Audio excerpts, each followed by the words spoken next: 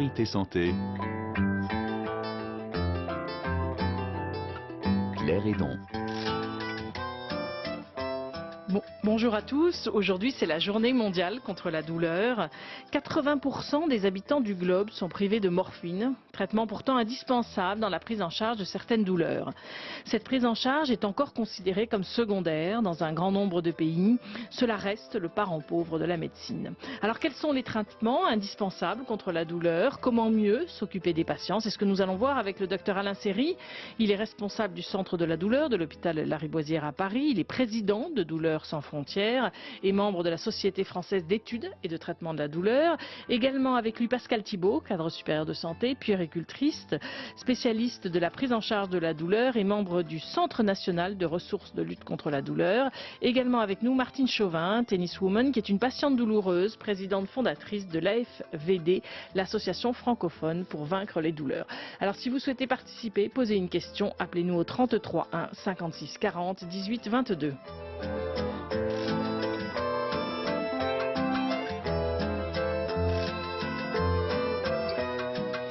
Dans cette émission, nous irons également au Mozambique, voir comment se passe la prise en charge de la douleur. Et nous terminerons en parlant de la conférence internationale sur le vaccin AIDS Vaccine 2009 qui se déroule en ce moment et jusqu'au 22 octobre à Paris. Docteur Alain Serry, Pascal Thibault et Martine Chauvin, bonjour. Bonjour. Merci Bonjour. à tous les trois d'être là en direct dans Priorité Santé. J'allais dire c'est indispensable qu'il y ait dans une émission comme celle-là un médecin, une infirmière et je dirais une patiente pour parler de cette prise en charge de la douleur. Docteur Alain Serry, tout d'abord, c'est la journée mondiale de la douleur. Quasiment rien dans la presse aujourd'hui. Bah oui, c'est révélateur. Alors oui, c'est tout à fait révélateur, c'est significatif, ça veut dire quelque chose tout de même. Alors c'est vrai que l'actualité est très riche actuellement, en France et à l'étranger, mais quand même, comme vous l'avez dit, c'est l'affaire de tous, c'est l'affaire des pays du Sud, c'est l'affaire des pays du Nord. Donc en France, pour cette journée mondiale, nous avons développé une initiative française, puisque c'est la 4e année de prévention de la douleur. On peut la prévenir, la douleur, on peut éduquer. On a des moyens pour faire en sorte que les douleurs que nous créons, nous, c'est peut-être un peu curieux de dire ça, mais les douleurs induites par les soins ou par les actes diagnostiques et thérapeutiques, les pansements, les escarres, les biopsies, tout ça, on sait à quel moment on va les créer. Et donc on peut les prévenir. Donc on a voulu privilégier cet aspect-là, la prévention. 4e donc journée nationale. On a utilisé la journée mondiale pour faire cette journée nationale. Mais vous avez du mal à vous faire entendre. Alors voilà, oui. Alors heureusement et merci de votre invitation. Mais c'est vrai qu'on a du mal et pourtant il y a aujourd'hui porte ouverte. 130 établissements de santé en France, 130 villes pardon, ont ouvert les portes pour soit au niveau du théâtre municipal, soit au niveau de l'hôtel de la région, soit au niveau d'un hôpital, discuter de la douleur, des conférences, des débats. Martine Chauvin revient de Créteil où aujourd'hui ça a démarré. Des conférences, des posters, informer le grand public sur le fait que cette douleur peut être prise en charge. Quelles sont les principales causes de la douleur? Vous l'avez dit, la douleur peut provenir des soins, mais quelles sont les principales causes? Alors, c'est intéressant ça parce que on n'avait pas toutes les données là-dessus. On a eu durant 3 ans, les États généraux de la douleur avec un livre blanc qui a été donc réalisé en 2005. Ça fait, c'est pas très longtemps. Et on n'est pas surpris de voir que la première cause, c'est la maladie, dans 32% des cas. Donc ça, c'est normal ça. Et puis là où on est surpris, c'est que les douleurs justement provoquées par les soins, c'est plus de 20%. Les douleurs post-opératoires, encore 14% en France, alors qu'on a tous les moyens, tous les protocoles, toutes les recommandations pour faire en sorte de les appliquer. Et pour les appliquer, c'est facile, il suffit les personnels sont formés. Alors pourquoi, il faut quand même se poser la question, pourquoi on laisse encore souffrir les patients en post-opératoire? Là, je parle de la France, parce que dans les pays du Sud, on est encore loin de ça. Et puis, il y a les douleurs provoquées par les accidents. Alors, quand on dit accident, on pense accident de la voie publique. C'est pas vrai en France. En France, c'est les accidents du sport et les accidents domestiques. Les chutes dans les escaliers des personnes âgées, les enfants qui se brûlent dans les cuisines ou dans les salles de bain.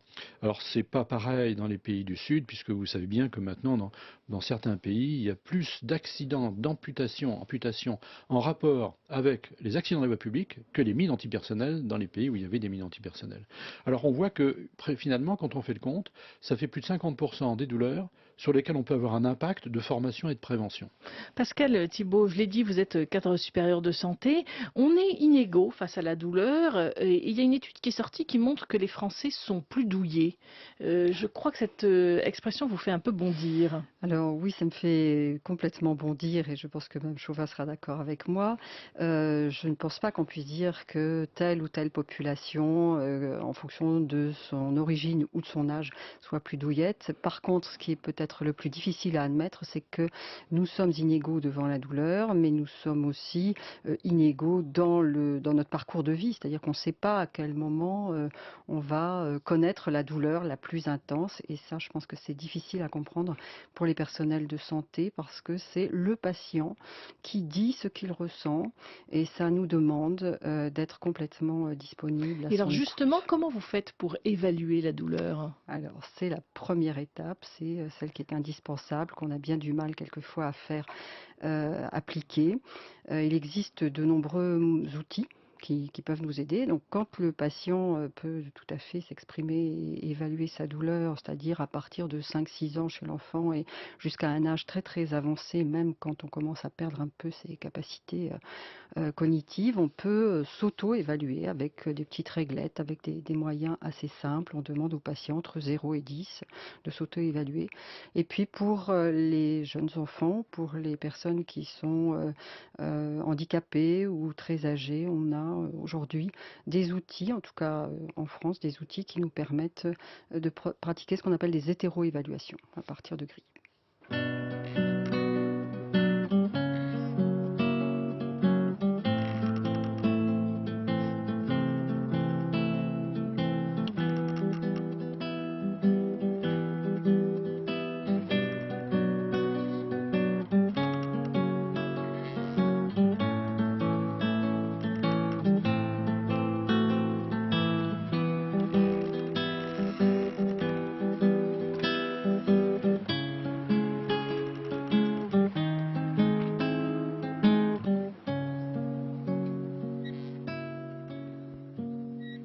Priorité santé sur RFI.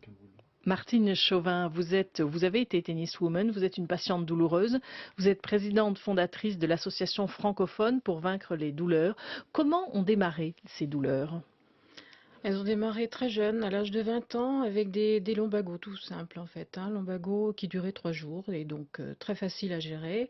Ça s'est passé à 3 par an, 10 par an, 15 par an et puis ça est terminé à 2 par mois de 15 jours chacun. Qu'avez-vous fait à ce moment-là? Vous avez cherché à contacter un centre antidouleur, ça n'existait pas à l'époque, vous avez fait comment? Non, moi je n'avais pas connaissance de centre antidouleur. Alors pour dire que ça n'existait pas, ça commençait quand même à... Docteur Alasseri, ça commençait à exister? Oui, en Bah, 1998. Oui, c'est ça. Ah oui, un petit peu avant quand même. Oui. Oui, ça dépend dans quelle région, mais dans les premiers centres, c'est aux alentours des années 80-85, à la fois à Montpellier, à Strasbourg, à Paris. On est très en retard, par exemple, Oui, par rapport très. aux Américains là-dessus. Ah Eux, oui, ils ont oui, démarré oui. ça il y a beaucoup plus Ah oui, longtemps. oui, oui, ils ont démarré dans la décade 46-56, donc après-guerre. Et nous, au Danemark, au Japon, et en Allemagne, en Angleterre. Martine Chauvin, alors vous avez fait quoi une fois qu'il y a eu toutes ces douleurs? Eh bien, je suis allée voir mon médecin traitant qui m'a dit, de toute façon, pour le mal au dos, on n'arrête pas de travailler, on continue. Donc, j'ai continué, difficilement, mais j'ai continué jusqu'au jour où je ne pouvais plus du tout. Je suis restée dans le lit. Et là, j'ai eu la chance d'avoir un frère qui avait son fils hospitalisé. Et je suis allée voir un orthopédiste pour voir ce qui se passait. Il s'est trouvé que la colonne vertébrale n'avait plus de disque sur deux étages. Donc là, enfin, on a entendu votre douleur, si je puis m'exprimer ainsi. Là, oui, il n'y avait pas de souci. La personne en face de moi, le médecin en face de moi avait bien compris et il savait que je souffrais. Il n'y avait pas de souci. Donc, j'ai subi une arthrodèse. C'est-à-dire, c'est quoi? Alors, l'arthrodèse, ça consistait à regreffer des disques aux étages qui étaient complètement abîmés en faisant une autogreffe, prenant de l'os sur la hanche, et puis attacher les étages avec des tiges et des vis pour pouvoir remettre ma colonne droite, puisque j'avais quand même une double scoliose. Et là, la douleur s'est calmée? La douleur s'est bien calmée. D'ailleurs, elle avait disparu complètement. Complètement. Et aujourd'hui? Aujourd'hui, elle a repris depuis 2001, donc elle a repris 1 an et demi après, violemment. Et là, depuis 1 an et demi, elle ne m'a pas quittée, entre guillemets. Comment vous faites au quotidien? Je vis avec elle. Je vis avec elle. C'est autour d'elle que je construis ma vie. Comment vous avez appris à gérer cette douleur? Est-ce qu'on peut d'ailleurs utiliser cette expression qui est peut-être Oui, maladroite? tout complètement. Non, non, on gère sa douleur, on vit avec sa douleur, on la gère, hein. J'ai appris toute seule en fait. Moi, c'est sûr que je me suis un petit peu poussée et puis je me suis dit, bah, de toute façon, il faut s'en sortir puisque bon, à un moment de ma vie, c'est vrai que j'ai eu envie d'arrêter, mais vite fait, j'ai repris le dessus et je me suis bien battue. On dit souvent que la douleur est très handicapante. Pour vous, c'est une réalité au sens propre, même pas au sens figuré. C'est cette douleur qui vous oblige à être en fauteuil roulant aujourd'hui. Tout à fait, c'est la douleur. Moi, je suis capable d'être au seuil zéro. Allongée, je suis au seuil zéro, il n'y a pas de souci. Vous n'avez pas mal. J'ai pas mal. Après, j'ai des traitements qui m'amènent à pouvoir sortir du lit. C'est grâce à ces traitements, grâce à ce fauteuil et grâce à tout mon entourage, je sors du lit et je viens ici. Donc maintenant, c'est la belle vie puisque ça a quand même considérablement changé. Pardon. De 23h sur 24 au lit, je passe à venir 7-8 heures à Paris. Donc c'est génial. Pas sans conséquence, mais c'est génial quand même. Ça veut dire que vous allez avoir plus mal ce soir? Bien C'est ça sûr. que ça veut dire? Oui, voilà. Docteur Alain Serry, vous le dites, hein, la douleur devient une véritable maladie au bout d'un moment. La douleur en elle-même. Oui, on peut distinguer, on peut différencier trois types de douleurs. Il y a la douleur aiguë, qui est un signal d'alarme et qui signe un dysfonctionnement, une agression. C'est la douleur de la fracture, c'est la douleur de l'infarctus du myocarde, de la colique néphrétique. Celle-là, elle est très courte par définition, il faut la prendre en charge tout de suite. Moi, je me souviens que jeune interne, quand dans les camions de SAMU, Paris est divisé en deux par la Seine, et puis il y avait toujours d'ailleurs, c'est toujours la même chose, mais il y avait un camion au nord de la Seine et un camion au sud. Mais comme consigne dans le camion, on avait de ne pas prendre en charge la douleur pour amener le malade douloureux à l'hôpital pour qu'on constate la douleur. Maintenant, on sait très bien que ça ne sert à rien et qu'il faut traiter la douleur et qu'elle ne retarde en aucun cas le diagnostic et la mise en œuvre du traitement curatif. Ça c'est la douleur aiguë. Mais c'est pas ce que vit Martine pour l'instant. Pas du tout.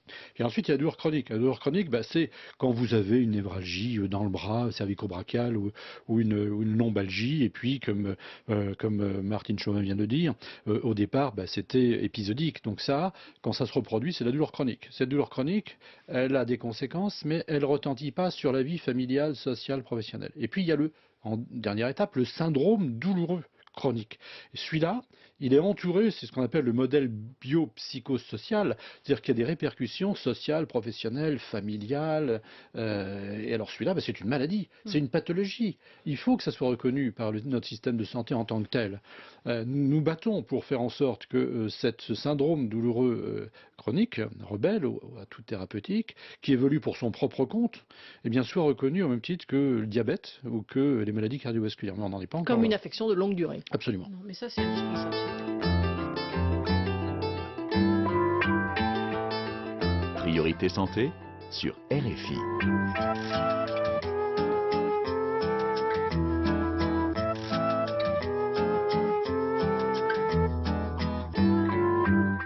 Aujourd'hui, je reçois le docteur Alain Serry, Pascal Thibault et Martine Chauvin et nous parlons de la douleur. Pascal Thibault, vous nous l'avez dit tout à l'heure, la première étape quand on prend en charge des patients, c'est d'évaluer la douleur. Une fois qu'on a évalué cette douleur, qu'est-ce qu'on fait? Quels sont les moyens dont on a à disposition? Alors, on dispose aujourd'hui de nombreux moyens médicamenteux qui sont prescrits par les médecins, donc c'est quand même une avancée considérable. Mais c'est vrai qu'on sait que ces moyens doivent être accompagnés par des comportements soignants extrêmement attentifs. Ils peuvent également être accompagnés par ce qu'on appelle des moyens non pharmacologiques aujourd'hui de prise en charge de la douleur, qui sont des moyens physiques, des moyens comportementaux, cognitifs et aussi des méthodes psychocorporelles comme les méthodes de relaxation, de distraction, d'hypnose qui ont fait leurs preuves et qui vont aider, qui sont reconnus comme étant complémentaires des moyens pharmacologiques puisque le troisième plan de lutte contre la douleur les a clairement identifiés comme tels. Martine Chauvin, effectivement, il n'y a pas que des médicaments. Vous, c'est pas un médicament ce que vous avez avec vous. C'est quoi exactement? C'est une petite machine, c'est ce que j'ai cru comprendre. C'est une technique de neurostimulation qui commence par être une neurostimulation externe pour déterminer si l'effet est conséquent ou pas. Et puis, quand l'effet est conséquent, c'est une neurostimulation interne. Donc, le système, c'est de délivrer des paresthésies, donc des petits courants électriques, des petites décharges électriques à la moelle épinière, au nerf central, afin de couper le circuit de la douleur. Et ce petit boîtier, alors, vous l'avez en permanence avec vous? Je ne sais pas d'ailleurs si c'est un petit boîtier. Le boîtier est implanté, il est à l'intérieur du ventre et il est relié avec une électrode à une sonde avec des électrodes sur la moelle épinière, oui, sur l'enveloppe de la moelle Docteur Alain Serry, c'est intéressant ça, parce que alors on n'est pas dans quelque chose de médicamenteux. Non, on n'est pas là, on est dans des techniques qui sont, comme ça a été dit, d'abord des techniques externes, un petit, comme un appareil, comme un téléphone portable, c'est pas plus gros, qu'on porte dans une poche à la ceinture, relié à des fils et à des électrodes, qu'on met en place sur la zone douloureuse. Et puis après, la deuxième étape, c'est le pacemaker neurologique, comme le pacemaker cardiaque, qu'on met donc sous la peau et qu'on relie à une sonde. Alors c'est une méthode qui permet de diminuer la prise de médicaments et qui parfois donne des résultats qui permettent d'arrêter les médicaments dans certains cas. C'est une méthode particulièrement intéressante. Mais ça n'est réservé dans un cas bien précis de douleur. Ce n'est pas le traitement de toutes les douleurs. Docteur Alain Serry, si vous le voulez bien, les auditeurs ont envie de vous poser des questions. Vous connaissez bien ce qui se passe dans les pays en développement par Douleurs sans frontières. On va en parler de ce que vous faites avec cette ONG. On a Georges qui nous appelle de Kampala, en Ouganda. Georges, bonjour. Georges, est-ce que vous êtes là? Bonjour Claire, donc bonjour. Nous vous écoutons, mais la ligne n'est pas très bonne. Hein. Je suis là. Ok. M'entendez-vous maintenant? Oui, ça, on vous entend mieux. Allez-y. Ok. Moi, j'ai connu une opération, une chirurgie, la paratomie en 1994, pratiquement. Alors, on m'a administré l'anesthésie au kétalare, je pense, donc avec une fonction lombaire. Et 6 ans après, pratiquement, je pense, j'ai senti une douleur un peu éclair au niveau lombaire. Et je me suis dit peut-être que c'était suite aux exercices physiques que je faisais intensivement. Mais alors, après une petite accalmie, quelques temps après, cette douleur revenait de façon quelque peu sporadique. Mais dès lors, j'ai toujours eu des douleurs au niveau lombaire. Et maintenant, il y a presque pratiquement 2 mois, je n'arrive pas à bien me sentir, c'est-à-dire je sens toujours des douleurs au niveau lombaire, et même pour m'allonger... Et Georges, si je comprends bien, vous vous demandez si cette douleur est due justement à la péridurale, à l'anesthésie que vous avez eue, ou si c'est lié à autre chose. Alors ça va être difficile pour vous, docteur Alain Serry, de répondre, vous n'avez pas fait une consultation par téléphone. Mais est-ce qu'il est possible comme ça qu'une péridurale puisse faire mal longtemps après? Évidemment, c'est possible, mais c'est extrêmement rare. Enfin, surtout là, il y a à distance, 6 ans après, si j'ai bien compris, c'est quand même...